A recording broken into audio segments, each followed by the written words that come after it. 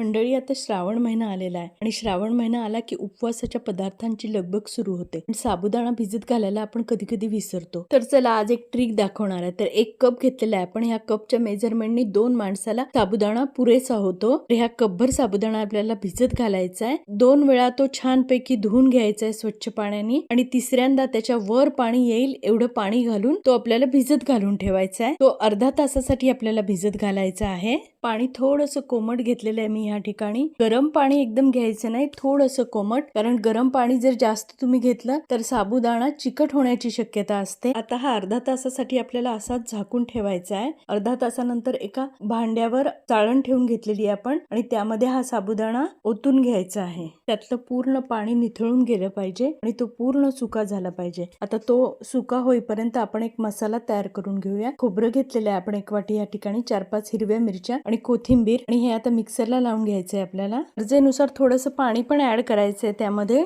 आता एका पॅन मध्ये थोडं आपण तेल घालून घेतलेलं आहे. तुम्हाला पाहिजे तर तुम्ही तूप सुद्धा घालू शकता आणि ह्यामध्ये उकडलेला बटाटा घालून घ्यायचा आहे आणि चांगला लालसर होईपर्यंत परतून घ्यायचा आहे. आता आपण तयार केलेली पेस्ट ह्यामध्ये घालून घ्यायची आहे. या पेस्टमुळे साबुदाणा खिचडीला एक वेगळाच फ्लेवर येतो, एक वेगळाच रंग पण येतो. आता या मसाल्याचा कच्चेपणा जाईपर्यंत आपल्याला हा परतून घ्यायचा आहे मसाला आणि यामध्ये भिजत घातलेला साबुदाणा आता आपण घालून घेणार आहोत आणि साबुदाणा सुद्धा आपल्याला 1-2-3 मिनिटं छान परतून घ्यायचा आहे. आधी फक्त साबुदाणाच परतून घ्यायचा आहे. शेंगदाण्याचं कूट आपल्याला नंतर घालायचं आहे त्यामध्ये. फक्त साबुदाणा परतण्याचं एक कारण मी तुम्हाला या ठिकाणी सांगते. जेव्हा तो साबुदाणा आपण सिंगल मध्ये परतवतो तर त्याला चांगली वाफ येते आणि तो चांगला सॉफ्ट होतो साबुदाणा.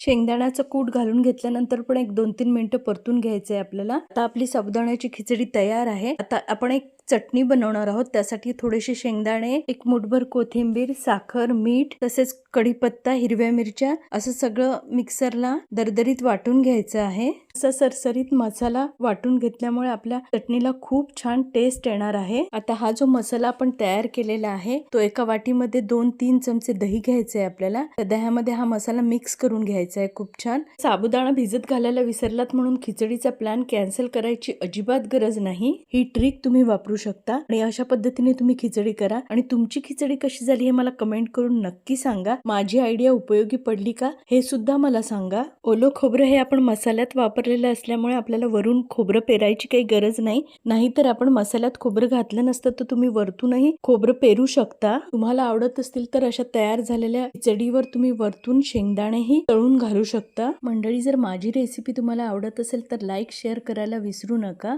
परत भेटूयात अशाच पुढच्या चटपटीत रेसिपीमध्ये.